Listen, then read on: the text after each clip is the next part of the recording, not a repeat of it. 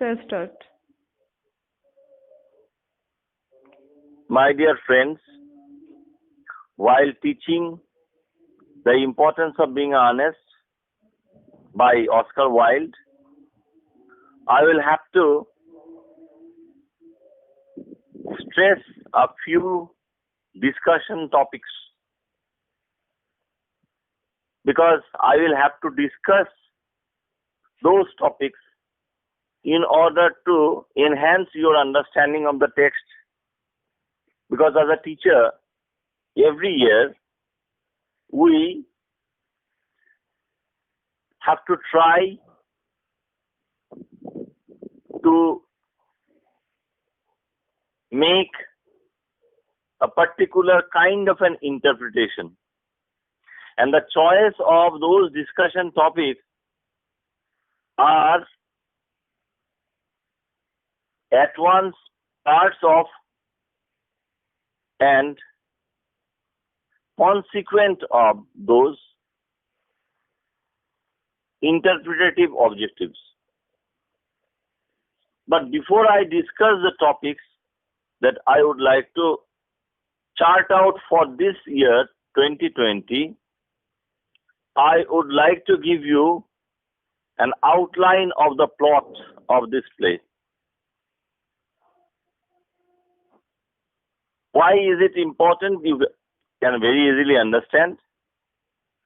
Let me, before I give you the outline of the plot, tell you something about the dramatis personae, the list of characters.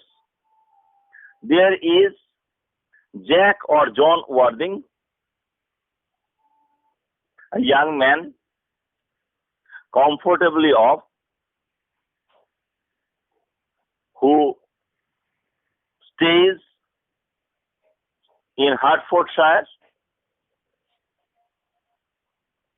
but has a house in London as well and frequently visits London on the pretense of looking after a wicked younger brother Earnest, who in reality is non-existent.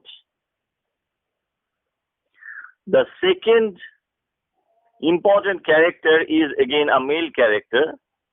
His name is Algernon Moncrief, in short Algy. He is again a young man who has a house in London, who is the son of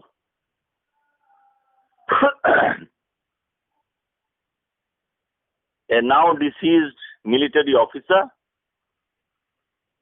Then, so far as his attitude to life is concerned, he is a careless spendthrift who eats, drinks, and remains merry without thinking anything about the consequence of his reckless living. He takes loans and hardly ever repays them. The third important character, according to me, will be Lady Bracknell or Aunt Augusta. Obviously, an aristocratic lady. Lady Bracknell is basically a social climber who had once married Lord Bracknell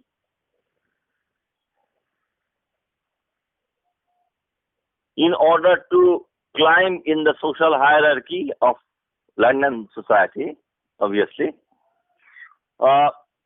She is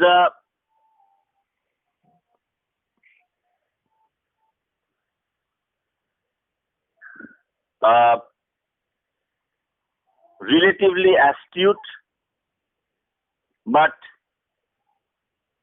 morally degenerate kind of a person, for whom marriage of a daughter is little more than a bargain for an advantageous social position for her daughter and for herself, without caring a fig for any sentimental attachment or emotional affinity.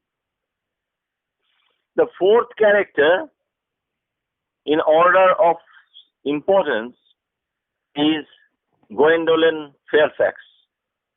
Gwendolen is the young daughter, very pretty young daughter of Lady Bracknell and Lord Bracknell. She is a flippant lady,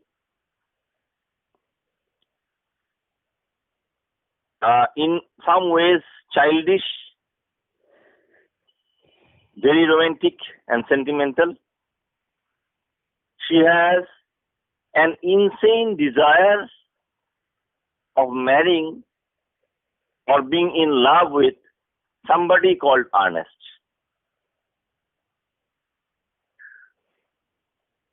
Next character that I would like to tell you something about is Cecily Cardew.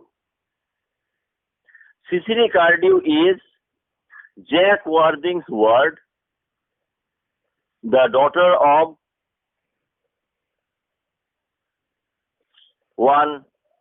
granddaughter of one Mr. Thomas Cardew, and she also resides in Hertfordshire. She is a young girl, almost as flippant and sentimental and romantically dreaming as Gwendolen Fairfax. She too has an ardent desire to be in love with somebody called Earnest. At this juncture, I would like to tell you something about a character who does not exist in one sense, but is always there in another sense. I am talking about Earnest. Earnest is an imaginary character, at least till the fag end of the play. At one time or another, both Jack Worthing or John Worthing impersonates Earnest. At another time, LG also impersonates Earnest. In Jack's case, she impersonates Earnest to Gwendolen, and in LG's case, he impersonates Earnest before Cecily. We have to understand that in my last lecture I had told you something about Jack's creating the wicked brother Earnest and impersonating Earnest once in London. I had also told you something about Jack's origin. Jack was a foundling who was found in a handbag deposited at a great Indian London railway station. Because he was found by one Mr. Thomas Cardew, who had a first-class railway ticket to the seaside resort of Worthing. He actually, that is Thomas Cardew, had chosen the surname Worthing for this foundling. Similarly, he had given this foundling a very common Christian name, Jack or John. That is why I have not told you anything today about this till now. But I thought I should clarify.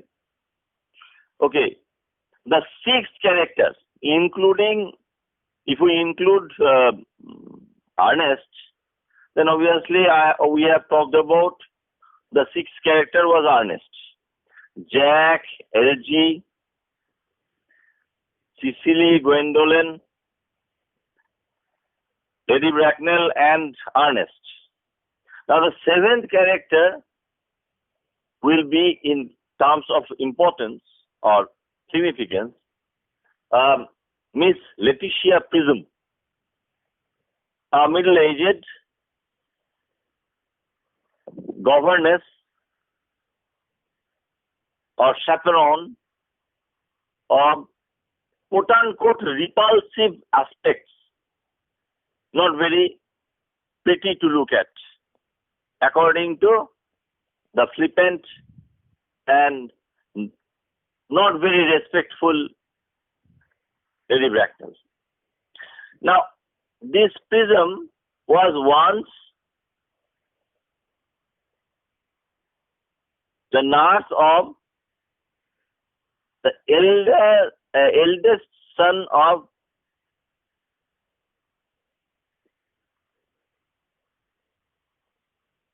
Earnest Moncrief, the military officer, and the brother-in-law of Lady Bracknell. He had, by mistake, deposited the baby in her charge in a handbag through the railway station cloakroom. Obviously, you can very easily understand that we are talking about Jack. And it will turn out to be true at the fag end of the play. And because Jack was the eldest child of this Ernest Moncrief, he was christened by his father's name. So he was actually Earnest. So now I think you can understand why I thought, or why I told you that Earnest is existent on one level and non-existent on another. Okay. Now Prism, Miss Prism, later on becomes the nurse of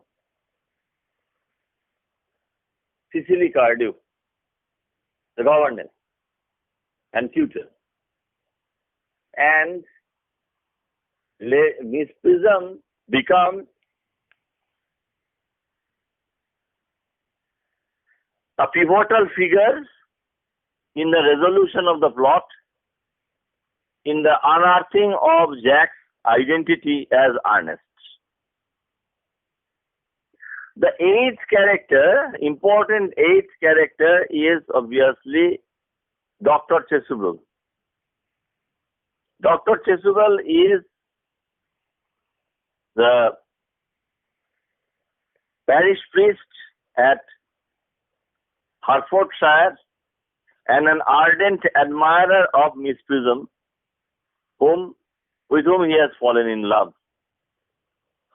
At the end of the play, Miss Prism and Dr. Chasuble will declare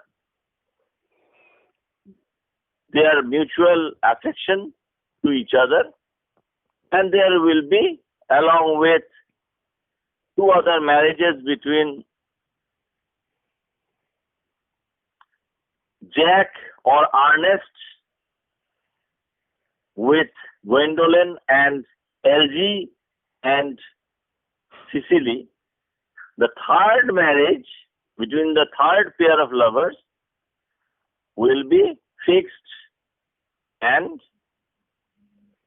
they will live ever afterwards happily. Two other characters are there. One is Len, another is Merriman. One is the servant at LG's London flat, another is the servant at Jack's country house in Hertfordshire. there is mention of Lord Bracknell, who never appears in this play. And there is another non-existent character called Bunbury, who has been invented by Algy, just as Jack has invented the non-existent wicked younger brother Earnest. Algy too has invented this non-existent, very sick, invalid friend, Bunbury, on the pretense of looking after this Bunbury. Sometimes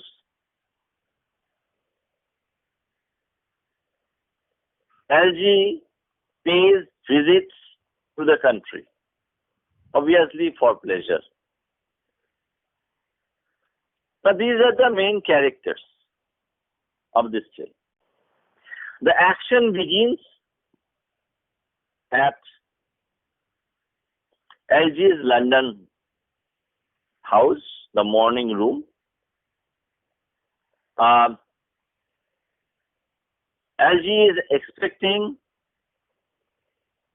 his aunt and his cousin, that is Lady Bracknell and Gwendolen respectively. In the meantime, he receives a visit of Jack. Jack has fallen in love with Gwendolen. Algy knows about it, teases Jack about this attachment, and strangely, he brings out a cigarette case that Jack had mistakenly left with him during his previous visits. Now, this cigarette case plays a very important part in this. And the cigarette case episode acts as an overture to the rest of the action of the drama. Because in this cigarette case, there is an inscription on this cigarette case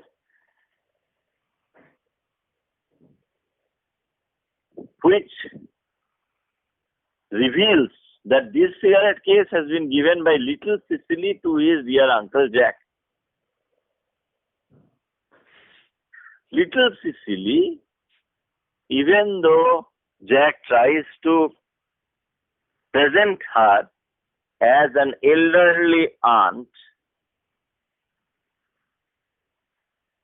Algy can very easily understand that it is a young lady, maybe a word of Jack. Jack is often asked for his country address, but because he does not want Algy to visit or corrupt Cecily, he does not, that is, Jack does not give Algy the address. In the meantime, Gwendolen and Lady Bracknell comes in. Gwendolen, when alone with Jack, receives a marriage proposal from the letter. But at this juncture, Lady Bracknell comes into the room, sees Jack in the wooing attitude, desires to know about the seriousness of Jack's attachment towards her daughter. When Jack reasonably well satisfies her, there is a stumbling block, that of Jack's foundling identity. Lady Bracknell demands that Jack should produce at least one parent before the season is out, in order to consider himself eligible for the hand of Gwen. But when Gwen gets a chance, she assures Jack that she still loves Jack especially after hearing the romantic circumstances of the way he was found at one time. Now, at this juncture, Jack gives Gwendolen his country address with a view to facilitating future contact between the two. LG, however, overhears this address, writes it down on his shirt sleeve, and here the first act ends, and we expect that in the second act, LG may try to visit Cecily in Jack's country house. The second act opens with Cecily and her governess, Miss Prism, in a session of teaching, but Cecily complains of a headache. At this time, Dr. Chasuble comes in, and Dr. Chasuble and Miss Prism goes for a walk.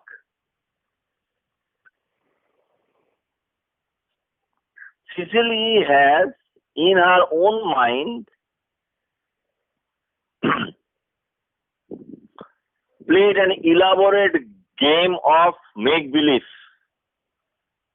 through which he has not only fallen in love but also has been engaged to Earnest, the supposedly wicked younger brother of Uncle Jack.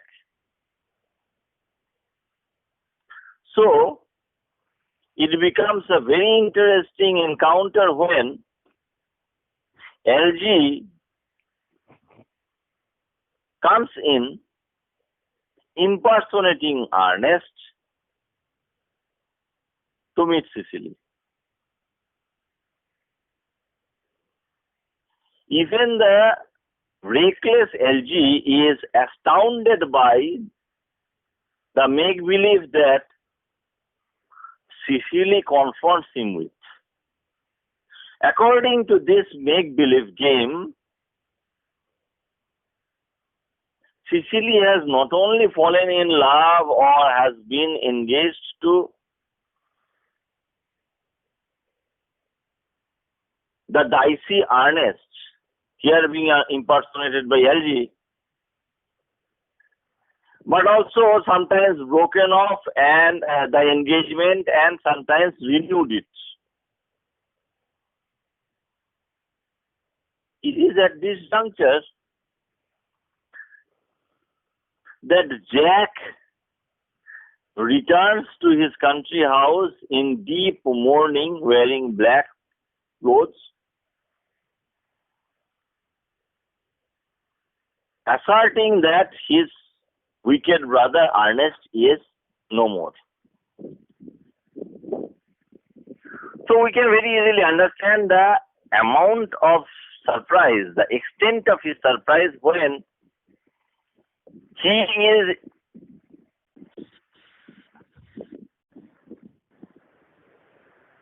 brought face to face with LG impersonating Earnest. Even though Jack demands that LG should go away from his country residence, Jack's country residence, LG refuses. And Cecily also helps or supports him in this. So obviously a complication is reached. The action gets to a hierarchy when Gwendolen comes to Jack's country house and finds Cecily alone.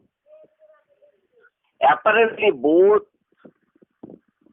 women have fallen in love with a man called Earnest. Ultimately, however, because Gwendolen knows LG and Cecil knows Jack, when the four young persons meet, every deception is caught. Jack is recognized as Jack and LG as LG. And both the girls understand to their horror that they have been imposed upon by their respective lovers. A lover's quarrel ensues in which the offended parties, that is Gwendolen and Cecily, are hell-bent on forgiving their lovers by hook or by crook. And also, in order to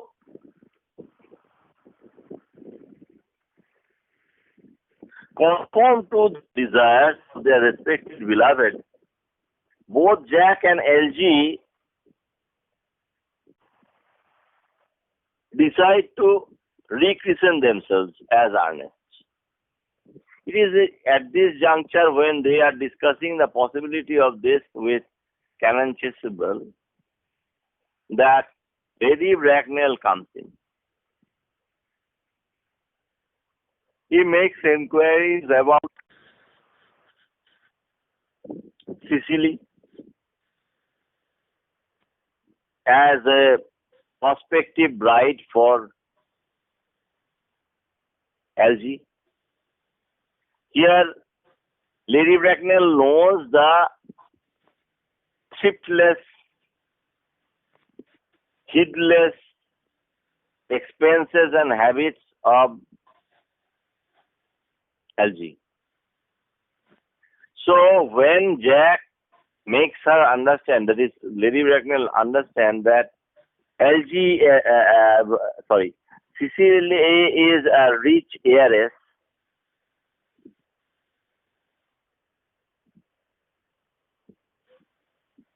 Lady Bracknell promptly consents to the marriage between LG and Cecily. But here, Jack raises an objection. He points out that until and unless Lady Bracknell allows Jack to marry her daughter Gwendolen, Jack will refuse any permission, any missive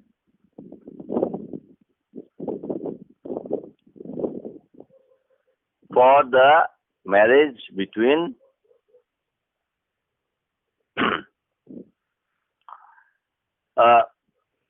Cecily and LG.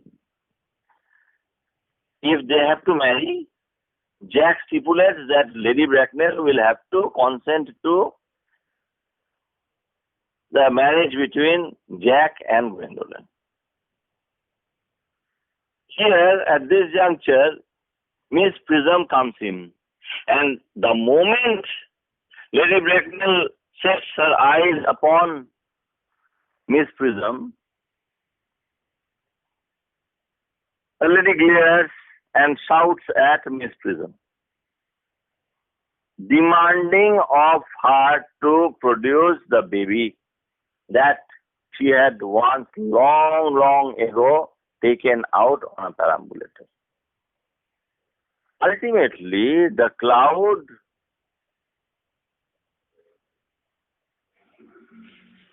concealing Jack's identity is lifted. And thanks should be due to Miss Prism for this. Because it is Miss Prism who identifies the handbag that Jack had kept in his possession. Ultimately, Jack turns out to be Lady Bracknell's another nephew and the elder brother of Algy. So ultimately, all obstacles towards obstacle against the happy ending of the plot is set at naught, and the three pairs of lovers embrace one another. Seeing this, Lady Bracknell asks Jack whether he is not being very trivial. And Jack ends this narrative with a characteristic bon mot, which is that, on the contrary, Aunt Augusta, I am for the first time understanding the vital importance of being earnest. E-A-R-N-E-S-T. Here, my dear friends, you have to understand how there is a pun intended between the word earnest, E-A-R-N-E-S-T, which is an English adjective meaning serious and sincere or passionate, and the Christian name Earnest, E-R-N-E-S-T, which is taken up by Jack and Algy at various times, and which turns out to be the real Christian name of Jack. So with this, I come to my explanation of the plot outline of the importance of being earnest. I hope this will help you in understanding the drift of the arguments of this play. And from tomorrow onwards, I will discuss certain topics which will be shared with you on your WhatsApp group. So this is for the time being.